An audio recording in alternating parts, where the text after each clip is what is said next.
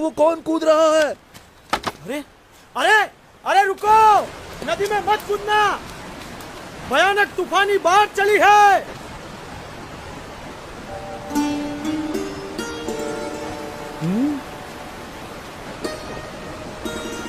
अरे कूदे तो मर जाओगे, वापस आओ, रुक जाओ, ठहरो, मर जाओगे। कहाँ गया? लगता है पानी के भंवरों ने उसे खींच लिया, डुबो दिया। इतनी भयानक बाढ़, उसका जीवित रहना असंभव। मर गया बेचारा। कहाँ गया वो बच्चा? कहीं नजर नहीं आ रहा। राम राम। मर गया बेचारा।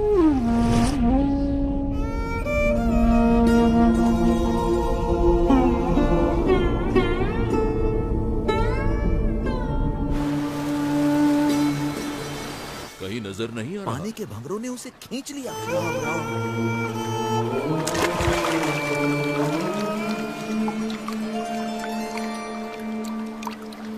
भयानक बाढ़ में उसका जीवित रहना असंभव है। बेचारा। अरे नहीं कौन होगा ये कैसे बच गया? अरे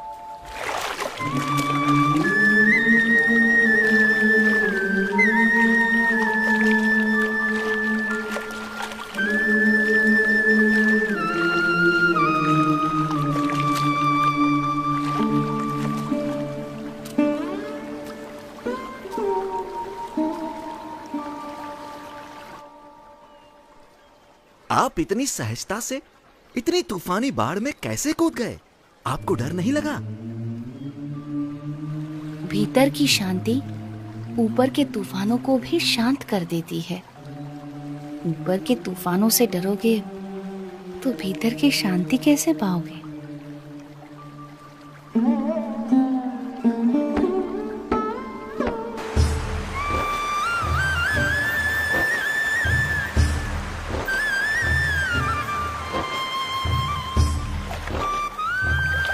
नीलकंठ वर्णी के निरंतर अथक रूप से चलते चरण उन्हें जहां भी ले जाते थे, वहां कोई न कोई किसी न किसी रूप में उनसे जुड़ जाता था।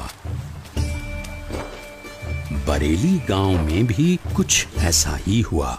अरे पिछले साल तो इतनी बाढ़ आई थी कि गांव के सारे घरों में पानी घुस गया था। यहाँ तक कि हमारे खेतों में भी फसल बर्बाद होते होते रह गई थी। हम भी अपनी भेड़ बकरियों को बड़ी मुसीबत से बचा पाए थे। वैसे भी कुदरत के सामने हम क्या कर सकते हैं? जो भगवान चाहेंगे वही होगा, सब उसके हाथ में है। हाँ, सो तो है। हरि करे सो होय, जगत में हरि करे सो होय, चाहे करे नर कोटि उपाय, कर कदू जो कोय जगत में हरि।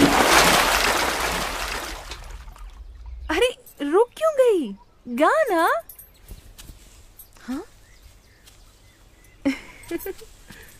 कितना प्यारा बच्चा है। केवल बच्चा है या कुछ?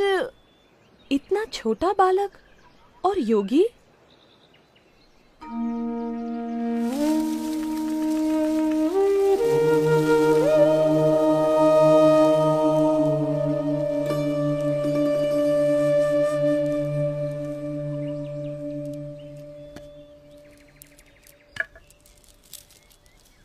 बेटा, तुम कौन हो?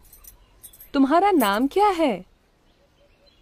यूं तो सारे नाम मेरे ही हैं, पर आप चाहें तो मुझे नीलकंठ बुला सकते हैं। नीलकंठ? पर तुम यहाँ क्या कर रहे हो बेटा? तुम्हारा घर कहाँ है? उस घर का तो मैं त्याग कर चुका हूँ, फिर भी मैं जहाँ भी हूँ घर में ही हूँ, क्योंकि मेरा घर तो सारा विश्व है। पर इतनी छोटी उम्र में तुमने अपनों को क्यों छोड़ा? सबको अपनाने के लिए, जो भटक गए हैं उन्हें घर वापस लाने के लिए। तुम हो तो इतने छोटे से, पर बातें बहुत बड़ी बड़ी करते हो।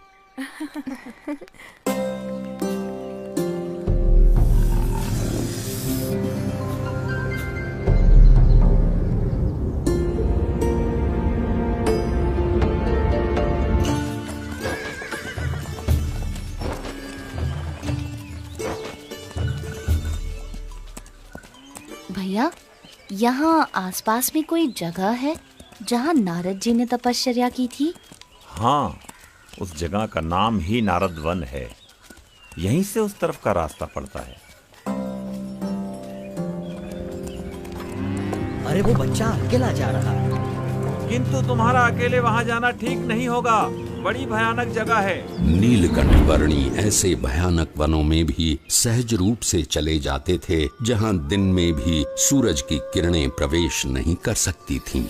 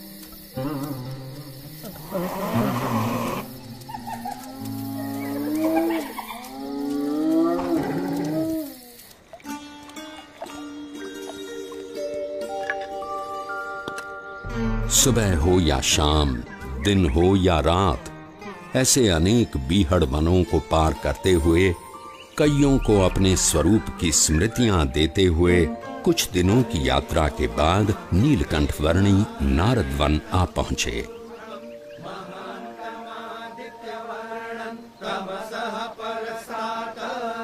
तमेव विदित्वाति मृत्युमेति नान्यः पन्था विद्यते पुरुष एवेदगुं।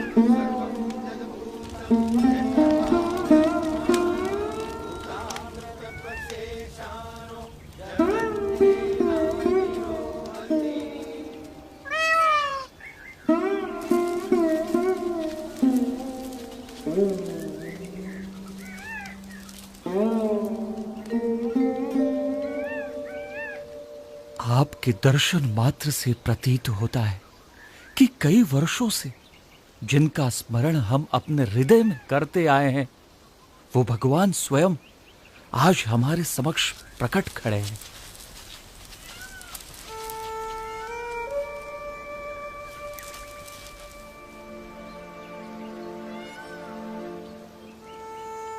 आप सबने परमात्मा की प्राप्ति का जो मार्ग चुना है, उसी में मनुष्य जीवन की सार्थकता है।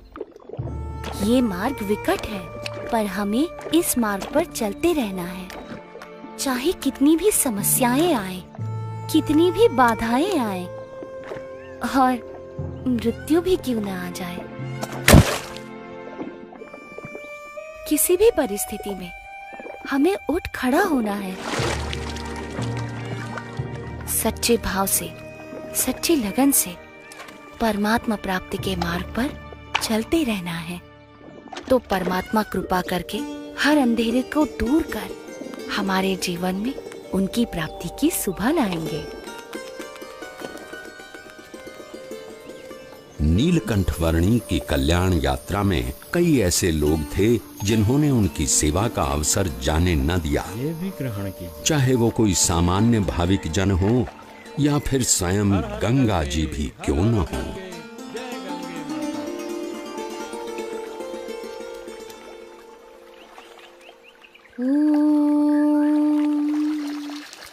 भूर्भुवः स्वः तत्सवितुर्वरेण्यं